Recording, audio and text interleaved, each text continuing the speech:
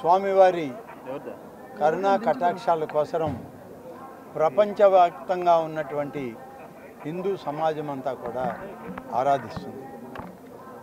అటువంటి పుణ్యక్షేత్రంలో ఇవాళ ఆ దేవదేవుని దర్శించి జరగబోయేటువంటి బ్రహ్మోత్సవాలని దిగ్విజయంగా జరపాలని, జరిగేటట్టు ఆయన ఆశీర్వదించాలని, అలాగే ప్రభుత్వం నుంచి రాష్ట్ర ముఖ్యమంత్రిగా శ్రీ నారా చంద్రబాబు నాయుడు గారు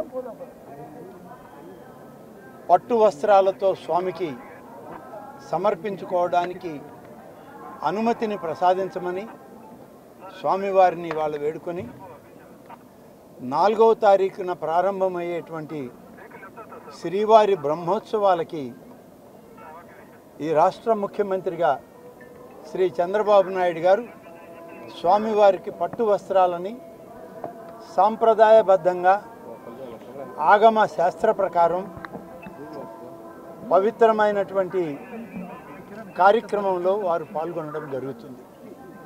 4వ తారీఖు నుంచి 12వ తారీఖు వరకు జరిగేటువంటి ఈ బ్రహ్మోత్సవాల్లో లక్షలాదిగా వచ్చేటువంటి భక్తులకి అన్ని సౌకర్యాలతో పాటు దేవదేవుని యొక్క దర్శన భాగ్యం, ఆయన ఆశీస్సులు అందరికీ కలిగే విధంగా ఆంధ్రప్రదేశ్ రాష్ట్రంలో ఉన్నటువంటి ప్రతి ఒక్కరికి సుఖ సంతోషాలని, సౌఖ్యాన్ని ప్రతి కుటుంబంలో ఉండే విధంగా దీవించమని వారిని ప్రార్థించుకొని ఇవాళ ఈ యొక్క బ్రహ్మోత్సవాల కార్యక్రమాన్ని ప్రత్యక్షంగా అధికారులతోటి సమీక్షించి జరుగుతున్నటువంటి ఏర్పాట్లని మరింతగా ఏమైనా చేయవలసినవి ఉన్నాయా అని చెప్పి ఈ రాష్ట్ర దేవాదాయ శాఖ మంత్రిగా పరిశీలనకు రావడం, స్వామివారి దర్శనం, అధికారులతో సమీక్ష పూర్తయింది.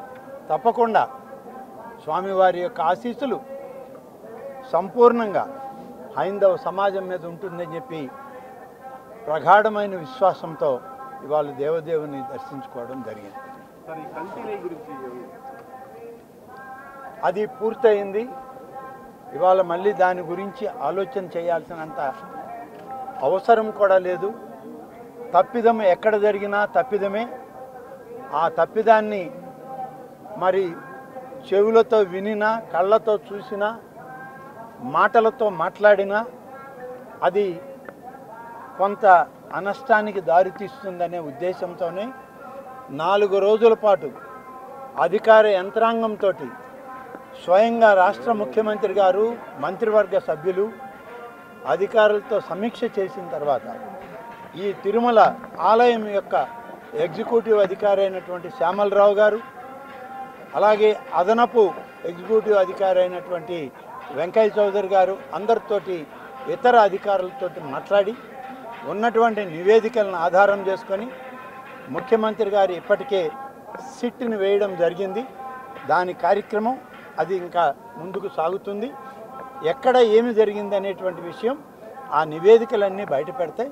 ఇవాళ రాబోయేటువంటి బ్రహ్మోత్సవాల మీదే మా దృష్టి తప్ప ఈ జరిగినటువంటి చిన్న అపవిత్ర కార్యక్రమాన్ని నేను పవిత్రమైనటువంటి ఆలోచనతో ఆగమ పండితుల యొక్క నివేదికలతోటి, వారి సూచనలతోటి నిన్ననే మహాశాంతి యాగం చేయడం జరిగింది, శుద్ధి చేయడం జరిగింది.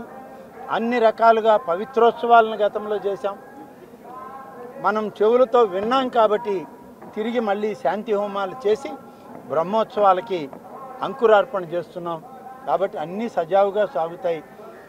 స్వామివారి యొక్క అన్నప్రసాదం దగ్గర నుంచి లడ్డు ప్రసాదాలు, ఇతర స్వామివారికి నైవేద్యంగా ఇచ్చేటువంటి అన్ని ప్రసాదాలు కూడా ఏ గ్రేడ్ క్వాలిటీలోనే ప్రసాదాలు ఉండాలి. ఏ ఒక్కదానిలో కూడా తేడా ఉన్నా కూడా ఉపేక్షించమనేటువంటి విషయం ముఖ్యమంత్రి గారు ఇవాళకి ఇప్పటికే స్పష్టం చేయడం జరిగింది. అదేవిధంగా అధికార యంత్రాంగం కూడా ఇక్కడ పనిచేయడం జరిగింది. ఎలాంటి అపవిత్ర కార్యక్రమాన్ని తిరుమలలో జరగనివ్వం. జరుగుతుంటే మేము ఉపేక్షించం కూడా.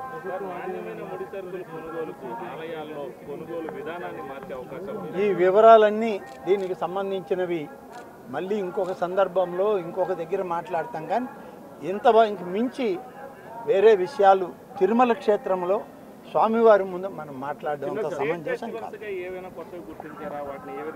మనకి రాష్ట్రంలో అధికారిక లాంఛనాలతో ఇప్పటికీ 6 ఆలయాల్లో రాష్ట్ర పండుగలుగా గుర్తించడం జరిగింది గతంలో అనేక దశాబ్దాలుగా. మరొక 2ని కొత్తగా మన ముఖ్యమంత్రి చంద్రబాబు నాయుడు గారు వచ్చాక మరొక 2 కార్యక్రమాలని వారు దానికి రాష్ట్ర పండుగల కింద నిర్ధారించడం జరిగింది. కొత్తగా వచ్చినవి ఒకటి వెంకటగిరి శ్రీ శ్రీ శ్రీ పోలేరమ్మ వారి యొక్క జాతర, రెండవది శ్రీ శ్రీ శ్రీ కన్యకా పరమేశ్వరి అమ్మవారి యొక్క కార్యక్రమం. ఇవి 2 కూడా రాష్ట్ర పండుగల కింద నిర్ధారించడం జరిగింది. శ్రీవారి భక్తులు టీటీడీ స్వయంగా ఒక డైరీ ఓపెన్ చేసుకోవచ్చని కూడా డిమాండ్ చేస్తారు. ఇవన్నీ కూడా రాబోయేటువంటి రోజుల్లో ముఖ్యమంత్రి గారు ఇక్కడికి రాబోతున్నారు. వారితో అధికారులతో కూడా ఇంకా ఎక్కువగా దీని మీద సమీక్షలు చేసి అవసరమైనటువంటివన్నీ కూడా చేయాల్సినవి. ఇంకా ఇప్పటికే చాలా ప్రక్షాళన జరిగింది. అధికార యంత్రాంగం పూర్తి స్థాయిలో పనిచేస్తుంది. ముఖ్యమంత్రి గారి ఆదేశాలను తప్పకుండా పనిచేస్తున్నారు. ఇంకా కూడా చేయవలసిన కార్యక్రమాలు ఉన్నాయి. ఒక్క రోజులో సమూలంగా గతంలో జరిగినటువంటి అనేక మార్పుల్ని సరిచేసి ముందుకు తీసుకుపోయే ప్రయత్నం ఇవాళ జరుగుతుంది. త్వరలోనే అవుతుంది. ఇది ప్రభుత్వం నుంచి ఏర్పడేటువంటి పాలక మండలి కాబట్టి దాని యొక్క పూర్వాపరాలు గౌరవ ముఖ్యమంత్రి గారి యొక్క అధీనంలో ఆలోచనతో నడుస్తుంది. తప్పనిసరిగా పాలక మండలి నియామకం ఒక్క తిరుమల తిరుపతి దేవస్థానమే కాదు, 27,000 ఆలయాలు ఉన్నాయి ఈ రాష్ట్రంలో.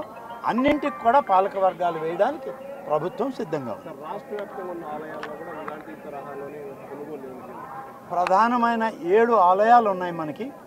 తిరుమల తిరుపతి దేవస్థానం తరువాత మొదటిది కాణిపాకం శ్రీ విఘ్నేశ్వర స్వామి యొక్క ఆలయం, రెండవది శ్రీ కాళహస్తీశ్వర స్వామి ఆలయం, మూడవది శ్రీశైల బ్రహ్మరాంబిక మల్లికార్జున స్వామి ఆలయం, నాలుగవది విజయవాడలో వెలిసినటువంటి కనకదుర్గ అమ్మవారి ఆలయం, ఐదవది ద్వారకా తిరుమల, ఆరవది అన్నవరం శ్రీ సత్యనారాయణ స్వామి వారి యొక్క ఆలయం, ఏడవది సింహాచలం లక్ష్మీ నరసింహస్వామి ఆలయం. అన్ని ఆలయాలు కూడా ఇప్పటికే అన్నిట్లో కూడా ఏది తప్పో ఒప్పో అనేటువంటి జోలికి వెళ్లకుండా నిన్ననే మహాశాంతి మహాసంప్రోక్షణ కార్యక్రమాలు అన్ని ఆలయాల్లో చేసాం. అన్ని వైష్ణవ సాంప్రదాయ ఆలయాలన్నింటినీ కూడా రాష్ట్రంలో చిన్న పెద్ద అన్ని ఆలయాల్లో కూడా చేయమని చెప్పి ఆదేశాలు ఇచ్చాం. చేస్తూ ఉన్నారు. ఈ యొక్క అన్న ప్రసాదాలు కానీ స్వామివార్ల కైంకర్యానికి పెట్టే ప్రసాదాలు కానీ ఇప్పటికే అన్నీ కూడా పరీక్షించడం జరిగింది. కొనుగోలు చేసేటువంటి వస్తువుల మీద కూడా నియంత్రణలు విధించాం. తప్పనిసరిగా అన్నీ కూడా పరిశీలన చేసి పరీక్షించిన తర్వాతనే ఆలయంలోకి తేవాలని కూడా చెప్పడం జరిగింది. చివరిగా ఏదైతే గత ప్రభుత్వంలో జరిగినటువంటి అవకతవకలపైన ఇప్పటికే ఒక స్టేట్ విజిలెన్స్ విచారణ జరిగింది. దానికి సంబంధించిన ఏమైనా మీకు ఫీడ్బ్యాక్? త్వరలోనే ఆ నివేదిక కూడా రాబోతుంది ప్రభుత్వానికి. నిన్న మొన్న ప్రత్యేకంగా వేసిన ఈ సిట్ నివేదిక కూడా రాగానే అన్నిటినీ కలిపి, అంటే విజిలెన్స్ నివేదికలో ఈ లడ్డూ సమస్య రాలేదు, ప్రసాదాల సమస్య లేదు, మిగతా అన్ని సమస్యలు ఉన్నాయి. వాటి మీద దృష్టి సారించారు అధికారులు. ప్రత్యేకంగా ఇవాళ స్వామివారి ప్రసాదం మీద కూడా సిట్ వేయడం జరిగింది. ఈ రిపోర్టులు కూడా వచ్చాక ఒక సమగ్రమైన నిర్ణయం ముఖ్యమంత్రి గారి స్థాయిలో తీసుకోవడం రిపోర్ట్లు వస్తాయి కదా. రిపోర్టు నివేదిక అందగానే ఎవరు తప్పు చేసినా ఏ ఒక్కరిని క్షమించేది లేదు. వారి ఉద్యోగస్తుల అనధికారుల ఎవరిని కూడా ఉపేక్షించదు ఈ ప్రభుత్వం. ఈసారి బ్రహ్మోత్సవాలు వైవిధ్యంగా ఏమైనా జరుగుతుంది? ఈసారి బ్రహ్మోత్సవాలని ఆగమ శాస్త్రం ప్రకారం వైదిక నిబంధనల ప్రకారం జరిగేటువంటి ఒక పుణ్య కార్యక్రమం. మరి దానిలో వైవిధ్యంగా అంటే ఆగమ శాస్త్రం ప్రకారం ఏమి జరగాలో అదే జరుగుతుంది బ్రహ్మోత్సవాలు. అదనంగా ఏమైనా ఉన్నాయంటే వాటిలో ఏమైనా కళలను పెట్టడమా, కళాకారులను పిలిపించడమా, మరికొంతమంది ప్రధానమైనటువంటి వాళ్ళని లేకుంటే మీలాంటి వాళ్ళందరూ సలహాలు తీసుకొని మరింత శోభాయమానంగా ఈ యొక్క దేవదేవుని ప్రపంచ ప్రసిద్ధిగాంచి ప్రపంచంలో ఉన్నటువంటి హిందువుల అందరి యొక్క మనోభావాలను ఆకర్షించే విధంగా బ్రహ్మోత్సవాలను జరపాలన్నది ఇవాళ ముఖ్యమంత్రి గారి ఆలోచన. ఆ విధంగా ఆయన ఆదేశాలు